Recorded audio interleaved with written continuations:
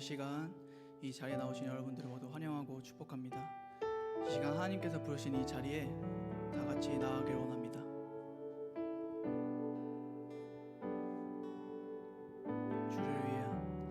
주를 위한 이곳에 예배하는 자들 중에 그가 찾는 이 없어 주님께서 슬퍼하시네.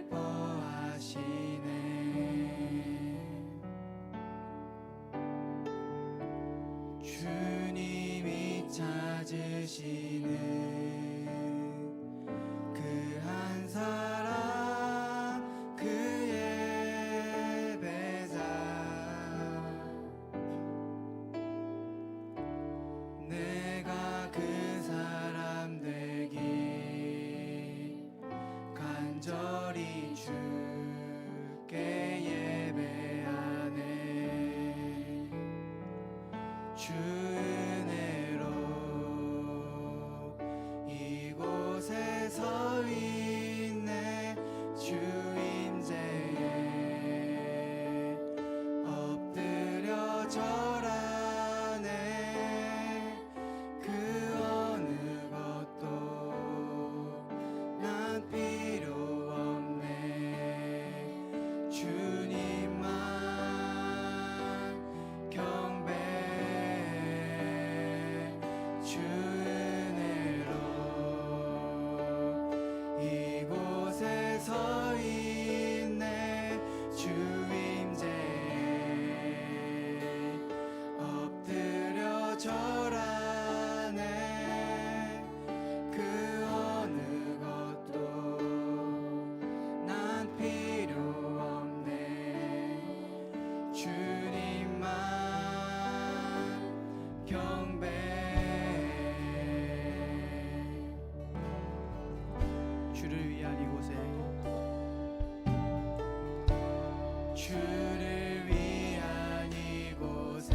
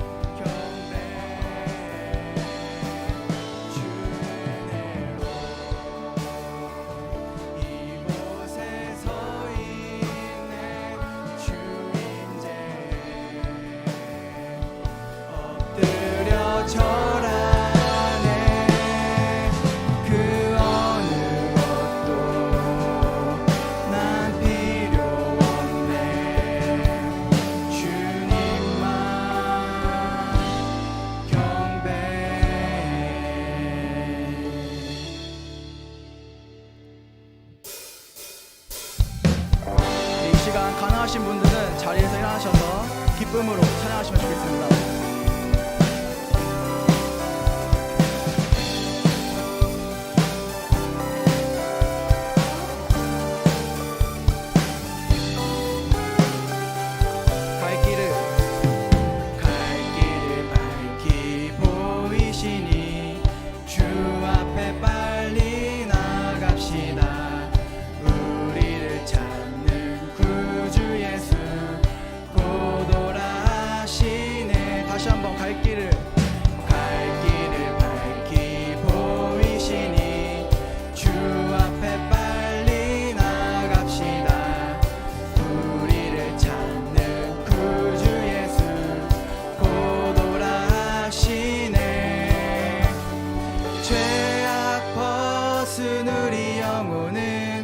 기뻐 뛰며 주를 보겠네.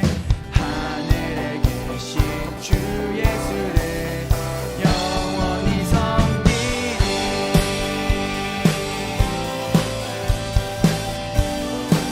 우리를 오라 하시는 말, 우리를 오라 하시는 말 기쁘게 듣고 순종하세. 구주를 믿기 지체 말고 속속히 나가. 다시 한번 우리를 오라, 우리를 오라 하시는 말 기쁘게 듣고 순종하세. 구주를 믿기 지체 말고 속속히 나가세. 죄악 벗은 우리 영혼은 기뻐 뛰며 주를 보겠네.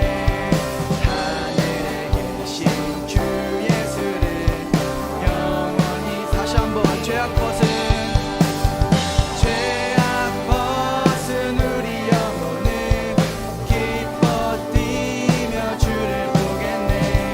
하늘에 계신 주 예수를 영원히 섬기리.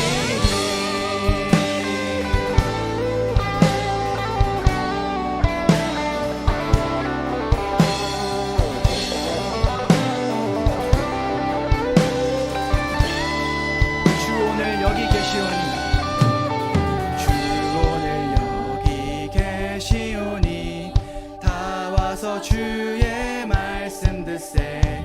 듣기도 하며 생각하니 참 진리시로다.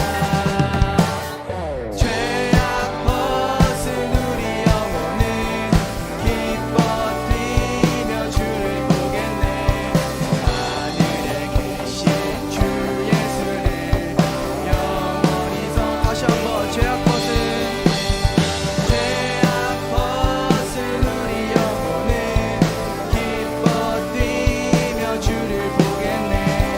하늘에 계신 주 예수를 영원히 섬기리.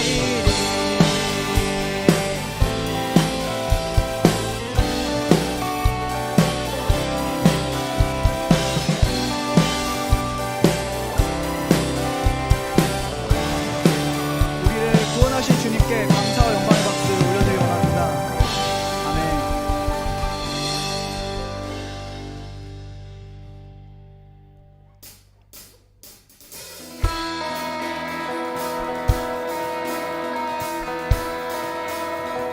주를 찬양해, 주를 찬양해.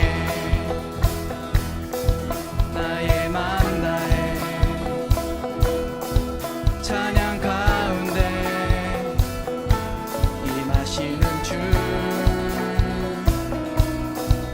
우리 맘 다해 주를 높일 때 기쁜 내 안에 흘러넘치네. 주를 찬양해, 나의 맘 다해 찬양 가운데 임하시는 주. 우리 맘 다해 주를 높일 때 기쁜 내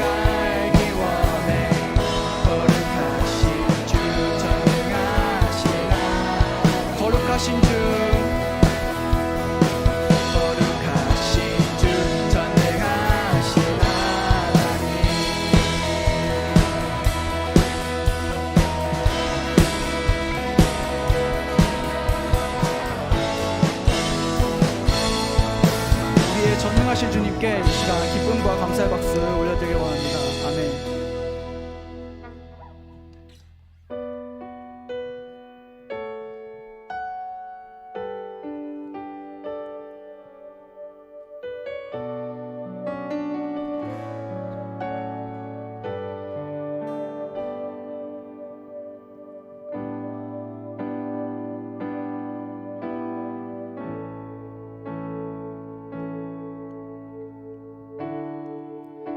주님 손에 맡겨드리리 나의 삶 주님께 주님 손에 나의 삶 붙드네 나 주의 것 영원히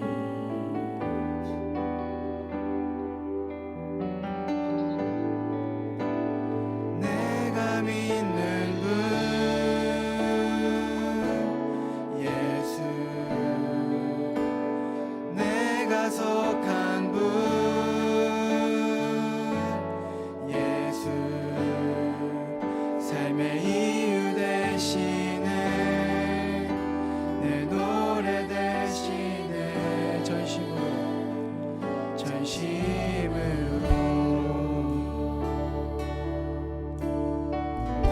주와 함께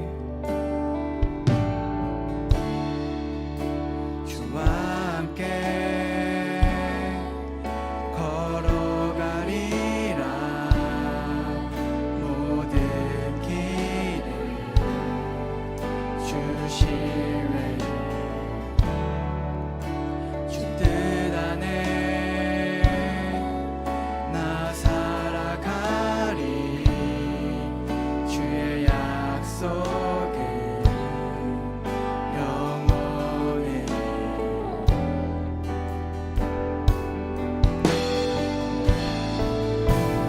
내가 믿는 분 예수 내가 속한 분 예수 삶의 이유 되시네 내 노래 대신 내가 믿는 분 내가 믿는 분 예수 내가 속한 분 예수 삶의 이유 되시네 내 노래 대신에 전심으로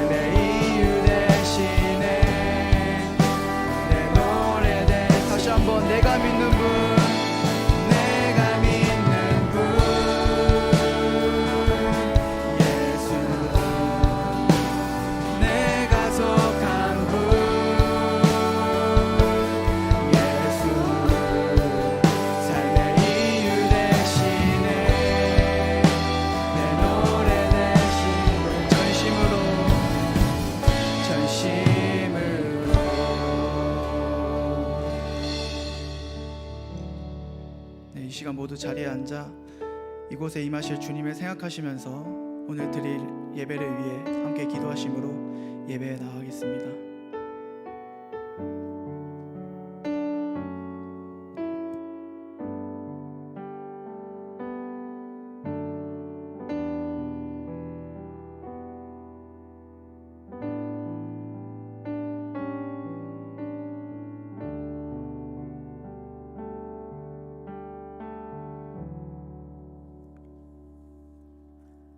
하나님 아버지 감사합니다. 오늘도 복된 날 허락하셔서 귀한 예배 드릴 수 있게 하시니 진심으로 감사를 드립니다. 온 마음과 뜻과 정성을 다하여 드리는 예배 되게 하시고 구원의 감격과 감동이 있는 예배 되게 하옵소서. 항상 깨어 기도하게 하시고 성숙한 그리스도인 되게 하여 주시옵소서. 코로나 바이러스로 인하여 우리들의 삶 속에 바이러스가 확산되고 있습니다. 이 일로 봉사하는 의료진들을 기억하시고 건강도 지켜주시옵소서. 사회적 거리두기를 만나기를 어려워하는 모든 이들에게 지혜를 주시고 사랑으로 배려하고 이 난관을 잘 이겨나갈 수 있도록 인도하여 주시옵소서. 환난 중에 여호와 하나님을 만나는 축복을 주시고 주님의 선하심과 인자하심을 쫓아 살아가는 저희들 되게 하여 주시옵소서. 사업장의 어려움이 장기화되고 경제적 어려움이 뒤따르고 있습니다. 직장과 학업에도 어려움이 따르고 있습니다. 이 어려운 때에 이웃을 돌아보고 위로하고 사랑을 전하는 참 그리스도인 되게 하여 주시옵소서. 휴가 중이신 담임 목사님 충분한 휴식으로 재충전하실 수 있게 하시고 늘 건강을 지켜 주시옵소서. 영적 지도자의 역할을 잘 감당할 수 있도록 은혜 내려주시고 강남 동산교회가 하나님 앞에 온전히 서는 믿음의 공동체가 되게 하여 주시옵소서. 이 시간 말씀을 선포하실 정광현 목사님을 통해 주님의 귀한 말씀이 능력의 말씀, 회복의 말씀이 되게 하여 주시옵소서. 말씀을 듣는 우리 성도들에게 감동이 되는 말씀이 선포되게 하시고 듣는 이들이 변화되어 깨어지는 축복을 있기를 원합니다. 각 기관마다 이 어려운 때를 지혜롭게 잘 견딜 수 있게 해주시옵소서. 더 동산교회 학교가 온전히 잘 지켜지고 이 어려운 때를 슬기롭게 잘 견딜 수 있도록 도와주시옵소서. 특별히 하임교회 청년들을 기억하여 주시옵소서.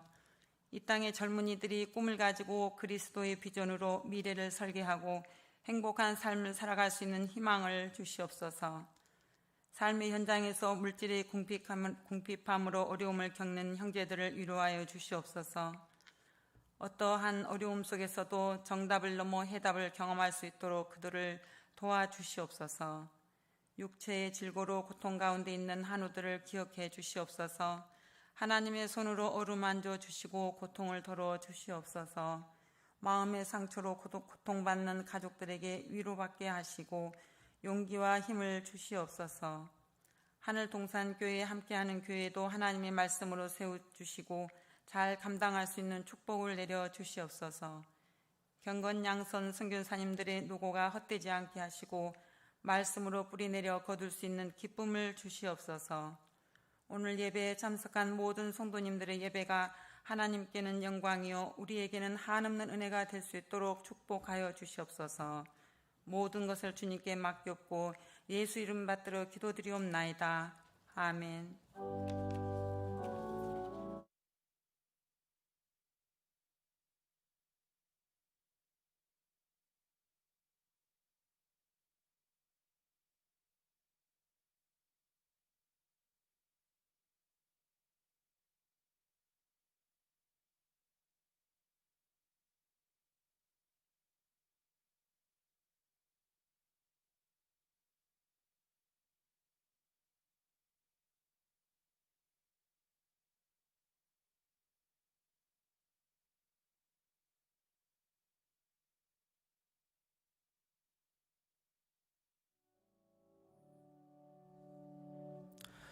사랑과 은혜가 풍성하신 하나님 아버지, 오늘도 하나님 앞에 나와 예배드리는 주의 성도들이 주님께 봉헌합니다. 매 순간순간마다 물질로 인해 갈등하고 고민하는 우리에게 하나님께서 은혜 주셔서 지금까지 살아오고 계셨음을 깨닫고 자원하는 심령으로 주님께 감사함으로 드리는 예물 되게 하여 주옵소서. 우리의 물질과 주님을 향한 우리의 감사의 마음과 정성을 모아 주님께 드리오니 기쁘게 받아 주옵소서. 주님, 나라 전체가 어려운 시기에 예물을 드리는 것이 너무 힘든 성도들이 있습니다. 아무것도 없어 드릴 수 없지만 예배자로 예배의 삶을 드리오니 받아 주옵소서. 우리의 중심을 살피시는 하나님께서 그들의 마음을 만져주시고 그들의 인생에 주님께서 늘 동행해 주셔서 힘을 주시고 은혜 베풀어 주옵소서. 오늘의 예배 속에 하나님의 음성이 들려지게 하시고 주님의 선한 청지기로 선한 영향력을 가지고 살아가는 그리스도인 되게 하여 주옵소서. 모든 말씀을 축복의 근원 되시는 예수 그리스도의 이름으로 기도드립니다. 아멘. 우리 교회 소식 전하겠습니다.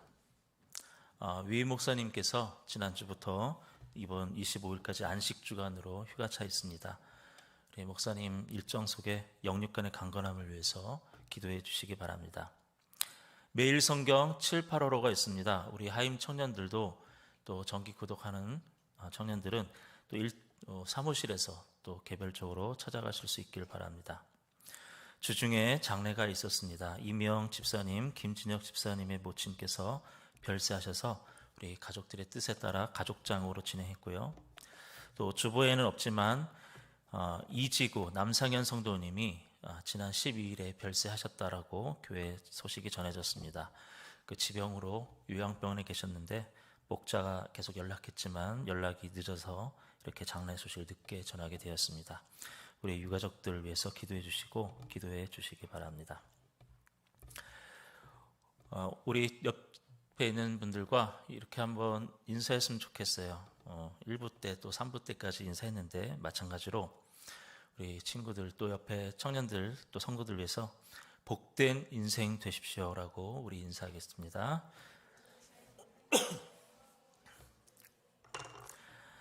오늘 거룩한 주일 하나님께서 우리에게 주시는 말씀은 시편 1편 1절에서 3절의 말씀입니다. 다 함께 일어나서서 이 계시의 말씀을 봉독할 때 살아계신 하나님의 음성을 다 함께 들으실 수 있기를 바랍니다.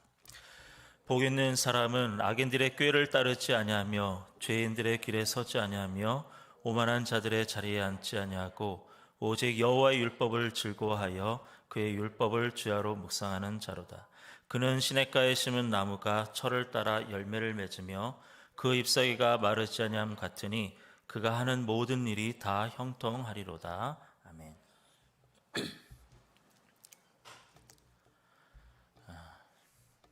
어느 교회학교 선생님이 아이들에게 누가복음 16장에 있는 부자와 나사로의 이야기를 해주었다라고 합니다. 얘들아, 부자는 살아있는 동안에 대단히 호강스럽게 살았지만 죽어서 지옥에 떨어졌고 거지 나사로는 이 땅에서 불쌍하게 살았지만 죽어서는 천국에 갔다. 이 이야기를 다 해준 선생님은 학생들에게 너희들은 부자와 나사로 두 사람 중에 어느 사람이 되고 싶으냐고 질문했습니다. 그러자 똘똘하게 생긴 한 학생이 손을 번쩍 들고 말했습니다.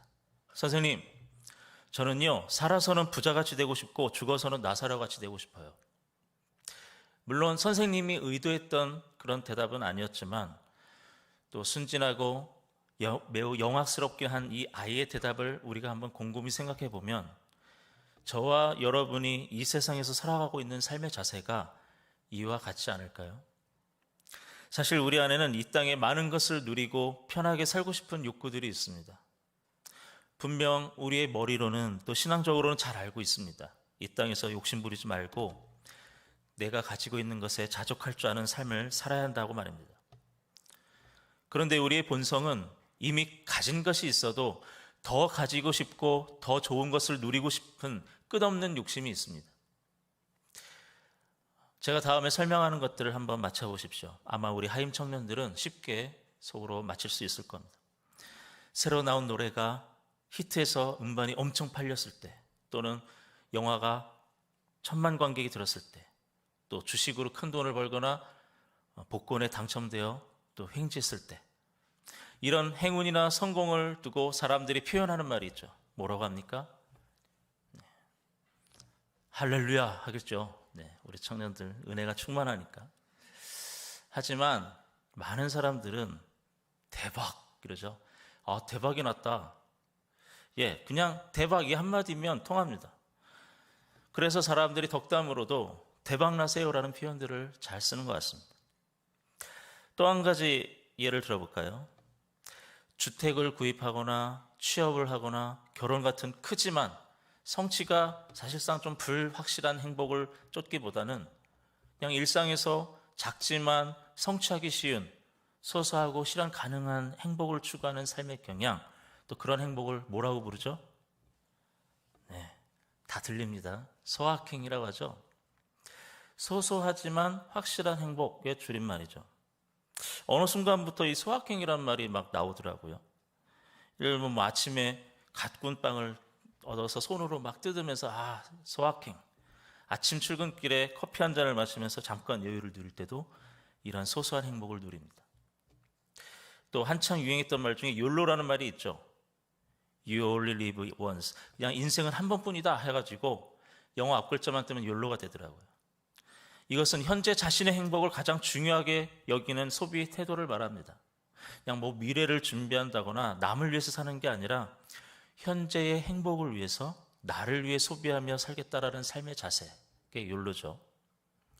그렇다면 대박이나 소확행이나 욜로 등에서 우리가 알 수 있는 건 뭐겠습니까? 우리 인생에 있어서 중요한 가치가 행복이다라는 거죠. 그런데 그 행복의 기준이 내가 가지고 싶고 즐기고 싶고 원하던 일이 성취되고 그래서 내 삶의 기쁨과 즐거움이 되는 것, 그것이 행복이야 라고 우리는 말합니다. 우리는 내게 좋은 것, 내가 바라고 꿈꾸는 그것을 복으로 정해놓고 그러한 것이 성취되거나 그것이 이루어진 상태를 복받았다 또는 복이 있다라고 말합니다. 그리고 그러한 복받은 상태에서 느끼는 감정을 행복이라고 표현합니다. 여기 누구든 자신의 삶이 불행하기를 원하는 사람은 아무도 없을 겁니다. 사람은 누구나 행복을 추구하고 행복하기를 원합니다. 다만 그것이 크면 대박이라고 하고 작지만 소소하면 소확행이라고 하고 현재 행복에 중점을 두고 있다라고 하면 욜로라고 하는 차이가 있을 뿐입니다. 과거에 우리나라 사람들도 복을 참 좋아했어요. 그래서 한자의 복자를 숟가락이나 뭐 밥그릇, 옷장, 방석, 베개, 이불 눈에 띄는 곳에는 다 복자를 새겨놨습니다. 그만큼 복받기를 원하는 간절한 마음을 표현한 거죠. 그런데 그 행복을 느끼는 복을 가만히 살펴보면 결국 행복을 조건으로 압축되어 있는 것이 두 가지예요. 하나는 재물이고 하나는 건강입니다. 그래서 자신이 생각하는 행복의 조건을 갖추기 위해서 엄청난 시간과 에너지를 거기에다 투자를 합니다. 행복의 기준이 물질에 있다고 생각하니까 어떻습니까? 때로는 정말 수단과 방법을 가리지 않고 악착같이 모읍니다. 또 건강이 행복의 기준이 되니까 어떻게 하죠? 건강에 좋다고 하면 상식을 벗어나는 음식까지도 마구 먹는 일이 있습니다. 사실 지금 코로나 사태의 원인도 인간이 건강을 위해서 또는 즐기기 위해서 섭취하지 말아야 할 야생동물까지 무분별하게 잡아먹은 것에서 시작됐다고 하지 않습니까? 일반적으로 사람들은 복의 기준을 결과를 가지고서 말을 합니다. 어떤 일의 결과가 좋으면 아, 복되다, 복받았다라고 합니다. 땅을 사두었는데 땅값이 많이 올라서 갑자기 부자가 되었다 그러면 야, 그 사람 참 복받았다라고 하죠. 수험생 자녀가 명문대에 척하고 단번에 합격하거나 취업준비생 자녀가 대기업에 취업하면 어른들이 그런 말을 많이 해요. 아우, 저 집 복도 많아. 자녀들이 척하고 대학도 좋은 데 가고 또 좋은 회사에 들어갔으니 얼마나 좋아. 그런데요, 만약에 그 땅을 사기 위해서 주민등록지를 가짜로 신고하고 소위 위장 전입을 해서 그 땅을 얻었다면 그 사람이 돈을 번 것이 과연 복이라 할 수 있을까요? 어떤 아이가 대학에 합격한 것이 정직한 방법이 아니라 성적 조작을 하고 학교 선생님께 뇌물을 써서 좋은 내신을 받아 합격한 것이라고 한다면 그 합격이 복이 될 수 있겠느냐라는 겁니다. 그렇다면 우리는 여기서 중요한 질문을 하나 해야 됩니다. 참된 복이 무엇인가? 무엇이 진짜 행복의 조건이냐라는 겁니다. 우리가 그토록 복을 말하고 행복을 강조하고 있는데 성경은 복에 대해서, 또 주님은 복에 대해서 우리에게 무엇이라고 말씀하고 있는지를 우리는 바로 알아야 하지 않겠습니까? 앞서 말씀드렸던 물질이나 건강과 같은 육체적으로 누릴 수 있는 그 어떤 것을 복의 개념으로 생각할 때 이런 것들은 엄연히 복이 될 수도 있고 복이 되지 않을 수도 있는 겁니다. 여러분, 보통 장수한다고 그러면 그건 복이라고 생각을 해요. 그렇지만 건강하지 못해서 요양병원에 누워만 있고 거동하지 못하고 있다면 그렇게 오래 사는 것은 복이다라고 말하기 힘들 겁니다. 재물의 부를 복이다라고 우리가 부러워하지만 그것으로 인해서 가정이 분란을 겪고 있다고 한다면 재물을 많이 가진 것이 복이다라고 말하기 힘들 겁니다. 우리는 종종 재벌가에서 경영권을 둘러싸고 형제간의 진흙탕 싸움을 한다거나 또는 유산 때문에 가족이 법정 소송까지 가는 경우를 언론이나 우리 주변에서도 심심치 않게 보게 됩니다. 여러분, 사람들이 복이다라고 생각했던 돈이나 권력이나 명예나 건강 같은 것들은 대개 우리의 육신과 관련된 것 아니겠습니까? 그런데 하나님이 사람을 창조하실 때 우리의 육만 만드신 것이 아니라 영을 그 안에 넣으시고 사람을 완성하셨습니다. 만약 우리가 육만 만족을 느낀다면 그러한 복은 진정한 의미에서 행복이라 할 수가 없습니다. 왜냐하면 그러한 기준의 행복은 육체가 소멸되거나 육체적으로 문제가 생길 때에는 함께 사라져버리는 제한된 복이 지나지 않기 때문입니다. 그러므로 진정한 복은 우리의 육과 함께 영이 복을 누리는 겁니다.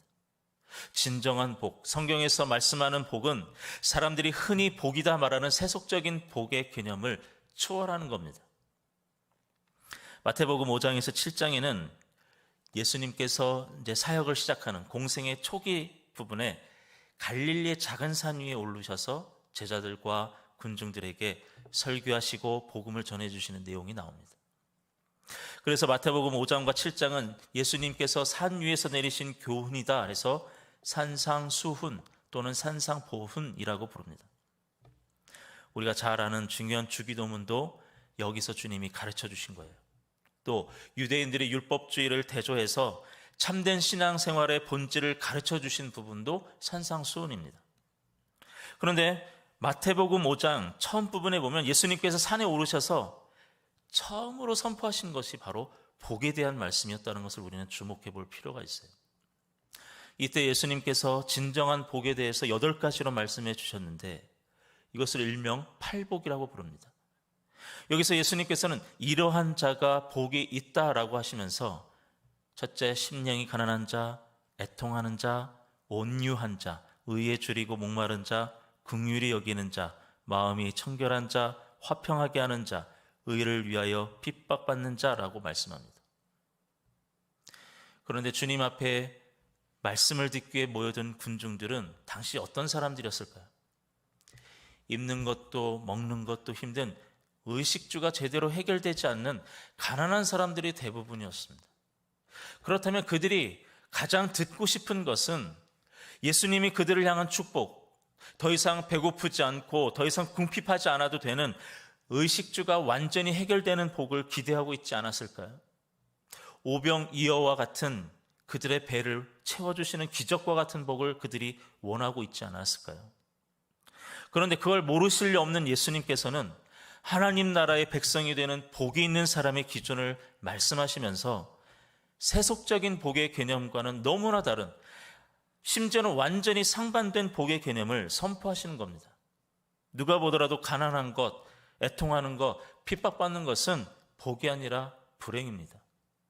그런데 주님은 이것이 영생복락의 천국과 영원한 위로를 가져다주는 진정한 복이 된다라고 말씀하고 있습니다. 그렇다면 우리는 이 복의 개념에 대해서 다시 정립해야 합니다. 우리의 가치에서 만족을 누리는 행복이 아니라 하나님이 기뻐하시는 복을 누릴 때 나오는 행복을 말씀 안에서 배우고 나의 인생의 가치와 목적으로 삼으실 수 있길 바랍니다. 먼저 구약 성경에서 복을 말할 때 많이 쓰는 히브리 단어가 두 개가 있습니다. 가장 많이 쓰이는 것이 바라크라는 단어이고 다른 하나가 아슈레라는 단어입니다. 보통 우리가 기도하면서 하나님께 복 주시옵소서 또는 누군가를 축복해 주시옵소서라고 할 때 하나님으로부터 직접 받는 복을 의미하는 단어로 쓰이는 게 바라크입니다. 영어로는 블레싱이라는 거죠.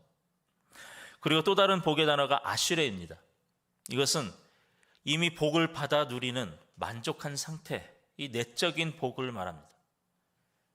행복이나 또는 해피니스 같은 것이 이러한 종류의 복을 말합니다.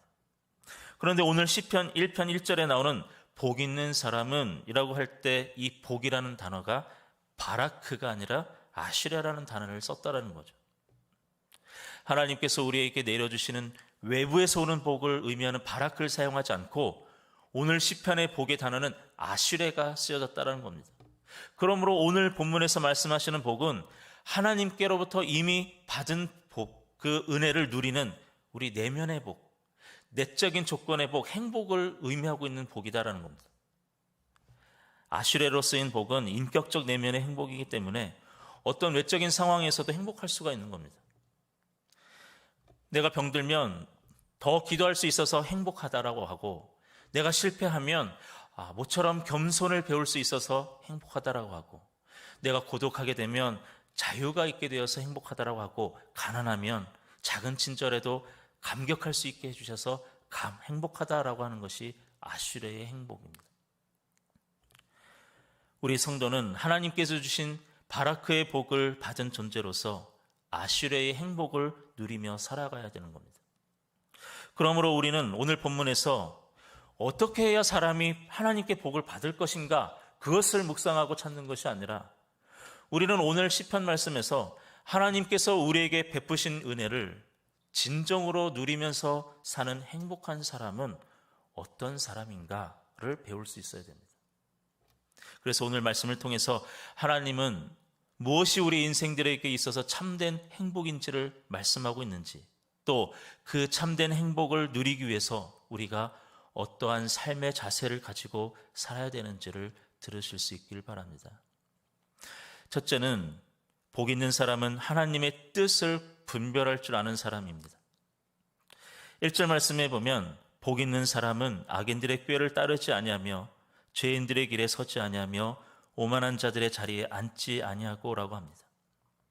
곧 하나님께서 주신 복을 누리는 행복한 사람은 죄를 멀리하는 삶을 사는 사람이라고 말합니다. 오늘 본문에서 죄의 길로 유혹하는 세 가지에 대해서 말씀하고 있는데, 먼저 악인들의 꾀를 따르지 말라라고 합니다. 하나님이 주신 복을 누리는 행복한 사람은 생각에서부터 하나님의 말씀에서 오는 지혜로 분별해야 합니다. 악인들의 꾀에서 오는 잘못된 생각은 죄인들의 길에 서게 잘못된 행동을 낳게 합니다.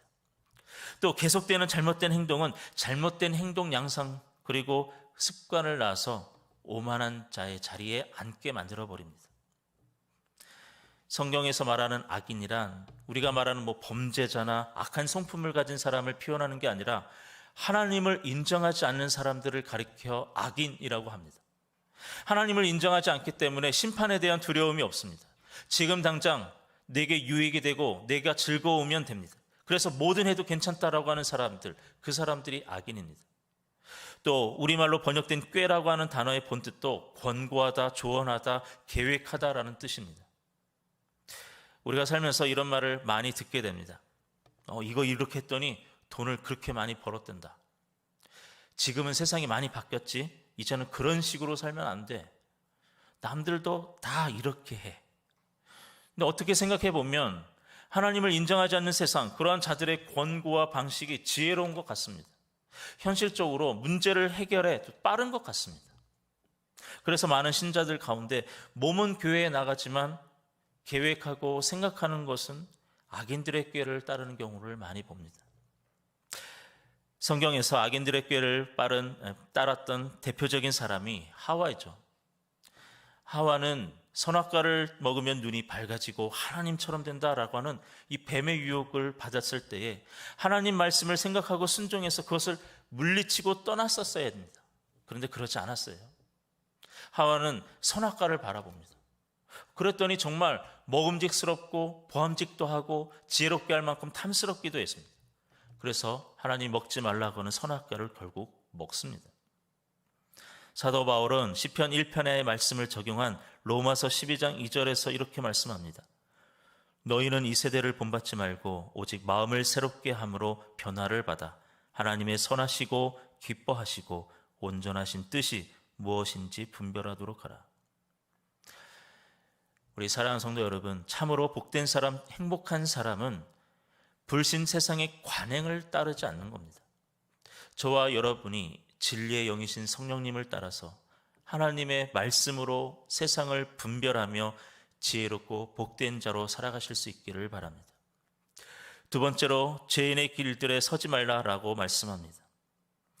여러분, 길이 어떻게 생겨납니까? 사람들이 자주 다니고 많이 다니면 그곳이 확실하게 굳어지고 다져져서 길이 탄생하게 되죠. 마찬가지로 많은 사람들이 좋아하고 따르게 되면 사회적 관행이라는 길이 생깁니다. 대다수가 이것이 옳다라고 또 생각해서 받아들이면 사회적 규범이라고 하는 길이 생기게 됩니다. 그것이 좀 발전하면 법이 되고 도덕과 사상과 철학이 됩니다. 길의 특징이 무엇입니까? 어떤 곳에 가기 위해서, 어떤 목적지에 이르기 위해서 존재하고 있는 것이 길이라고 하는 거죠. 따라서 내가 어떤 길에 선다, 어떤 길에 들어선다라고 하는 것은 결국 목적지를 정하는 것과 같은 겁니다. 지금 시편에서 말하는 어떤 길에 들어선다라는 것도 곧 삶의 목표와 목적을 정하고 있다라는 것을 말해주고 있습니다. 또 한 가지, 성경에서 죄라고 하는 말은 화살이 관역을 맞추지 못했다, 목표에서 빗나갔다라는 뜻을 가지고 있는 것입니다. 그러므로 오늘 말씀에 복 있는 사람은 죄인들의 길에 서지 않는다라고 하는 말씀은 목적한 곳에서 벗어나서 엉뚱한 데로 인도하는 잘못된 길, 즉 축복과 생명의 길이 아닌 저주와 죽음과 멸망으로 인도하는 그런 길에 들어서지 않는다라는 뜻입니다. 죄가점을 운영하는 어느 성도의 간증의 얘기입니다. 10여 년 전에 죄가점을 개업했던 성도가 있었습니다. 그분은 건강하고 가장 좋은 품질의 빵을 만들면 분명히 성공할 수 있을 것이라고 하는 신념으로 밀가루를 사든 또는 식용유를 쓰든 설탕을 쓰든 계란을 쓰든 가장 좋은 재료들을 사용했다라고 합니다. 그래서 손님들은 점차 많아졌긴 했지만 좋은 또 비싼 재료를 사용하다 보니까 생각보다 이윤이 많이 남질 않는 거예요. 게다가 또 손님 중에는 이 집 카스테라가 다른 제과점에서 만든 것보다 색깔이 덜 노란 거 보니까 계란을 많이 넣지 않은 것 같아 라는 말을 들으니까 더 고민에 빠지게 됐습니다. 그래서 같은 업종에 있는 다른 친구에게 고민을 얘기했더니 이렇게 조언하더라는 겁니다. 친구야, 카스테라 색깔을 보기 좋게 하려면 색소를 넣어야 돼.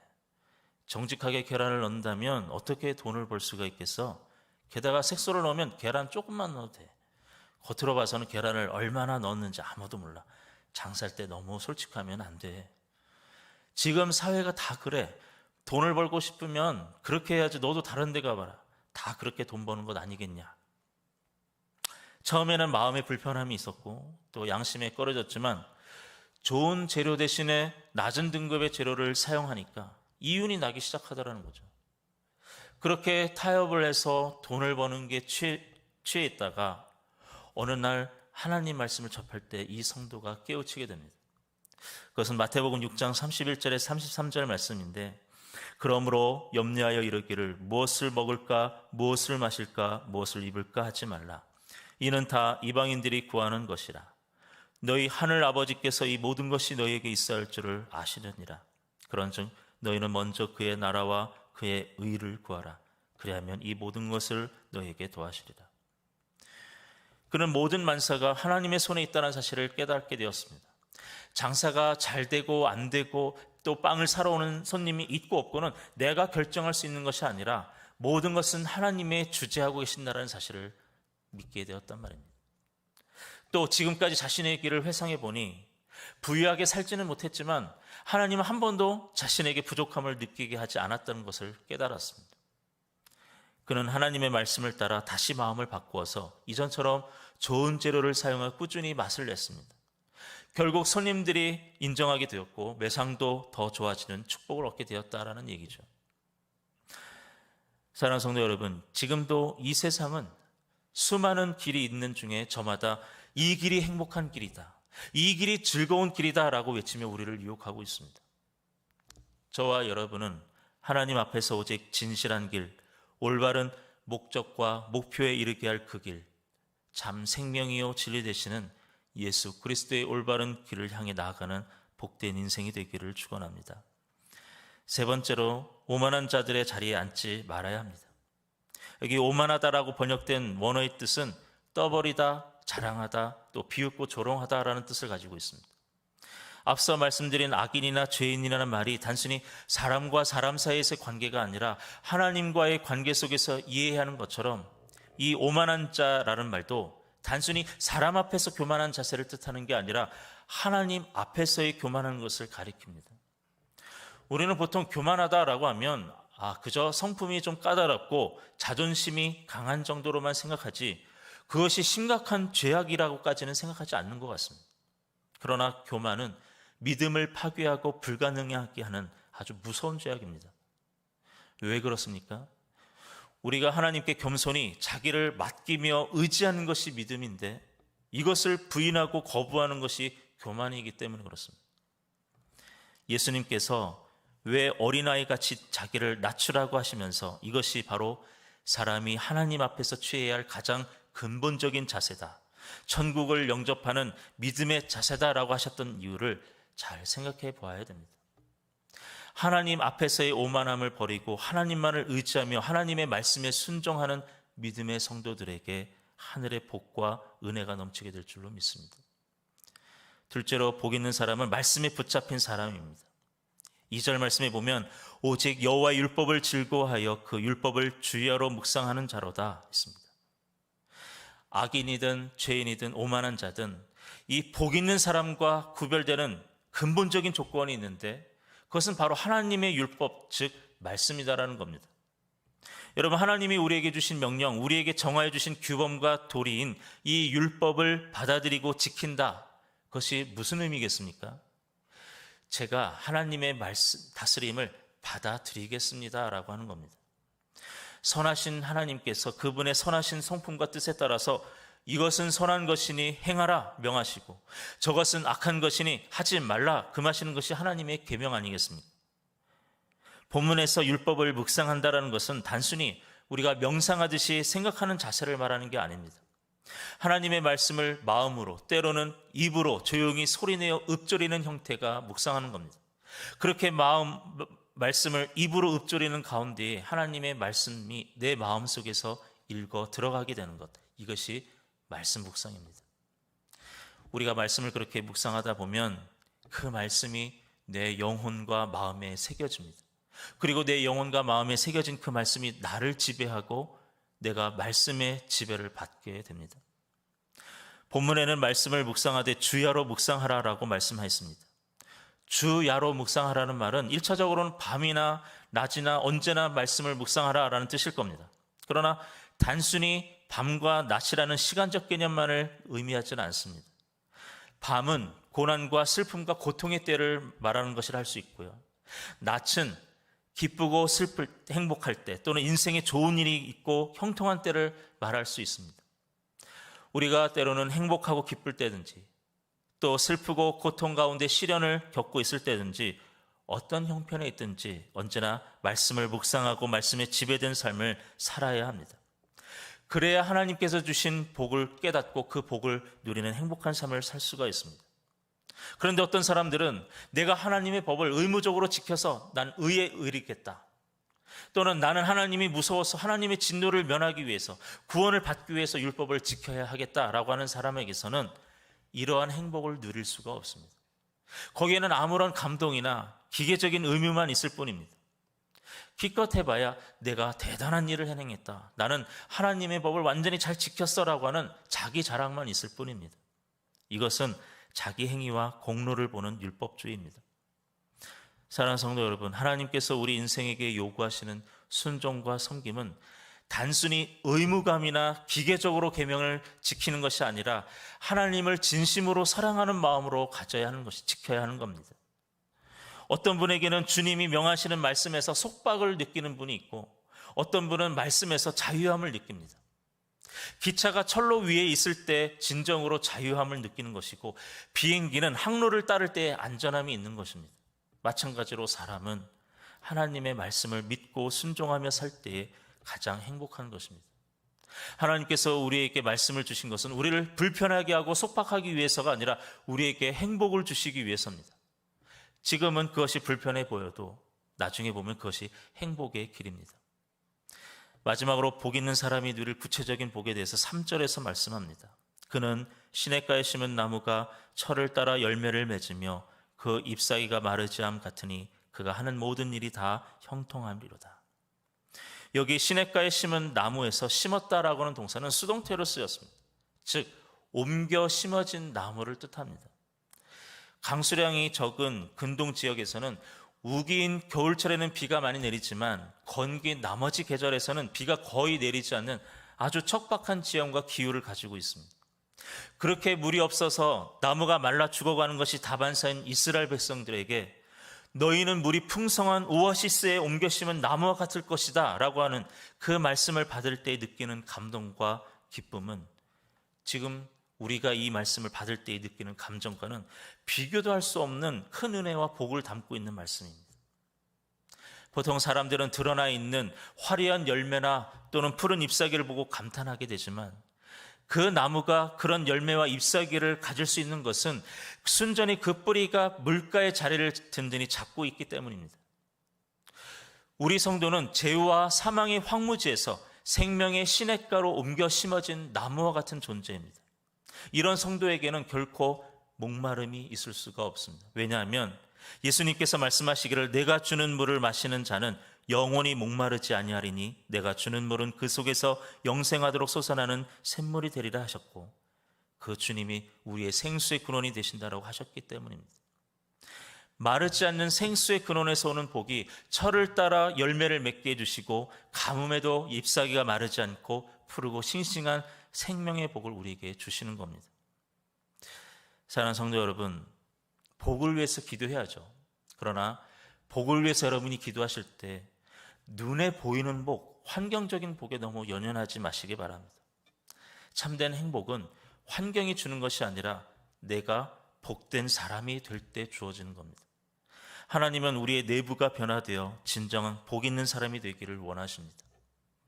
참된 복은 세상에서 오는 것이 아니라 하나님과 이웃의 사랑의 관계를 통해서 오는 깊은 만족감이 진정한 행복이 되는 겁니다. 우리는 하나님의 말씀에서 내적인 충만함을 얻습니다. 그래서 하나님의 말씀은 인간의 행복을 위해 하나님이 우리에게 주신 가장 위대한 선물입니다. 그러므로 잠시 흥한 것처럼 보여도 영원히 망하는 길, 세속적인 가치와 불신의 생각이 지배되는 그릇된 길을 선택하지 마시고 세상에서 볼 땐 참으로 어리석게 보여도 영원히 승리하는 진리의 길이며 생명의 길 되시는 주님의 말씀을 믿음과 순종으로 걸어가는 참으로 복된 인생이 되기를 주님의 이름으로 축원합니다. 기도하겠습니다.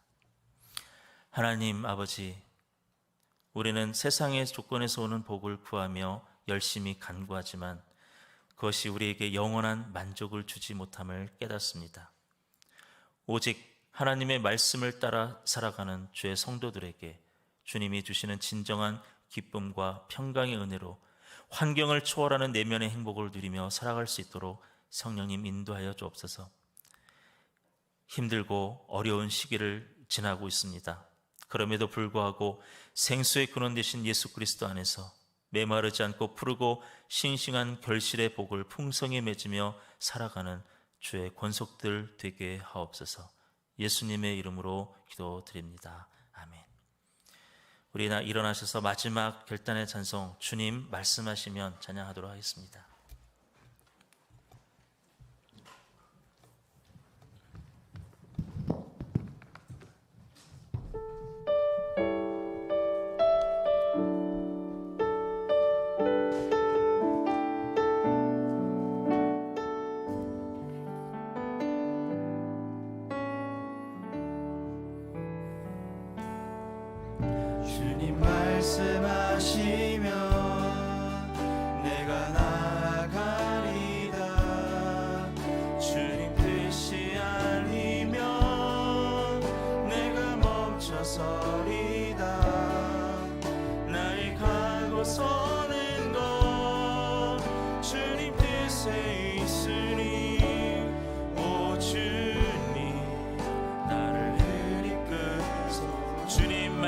말씀하시면 주님 말씀하시면 내가 나가리다. 주님 뜻이 아니면 내가 멈춰서리다. 나의 가고 서는 것 주님 뜻에 있으니 오 주님 나를 이끄소서. 뜻하신 그곳에 나 있길 원합니다. 이끄시는 대로 순종하며 살리니 연약한 내 영혼 통하여 일하소서. 주님 나라와 그 뜻을 위하여 뜻하신 그곳에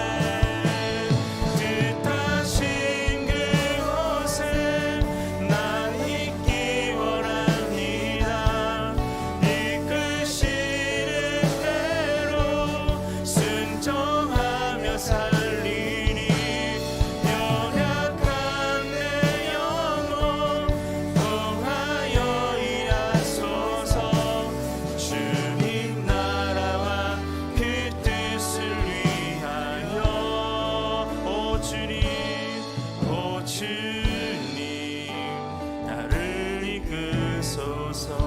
오 주님 나를 이끄소서. 오 주님 나를 이끄소서.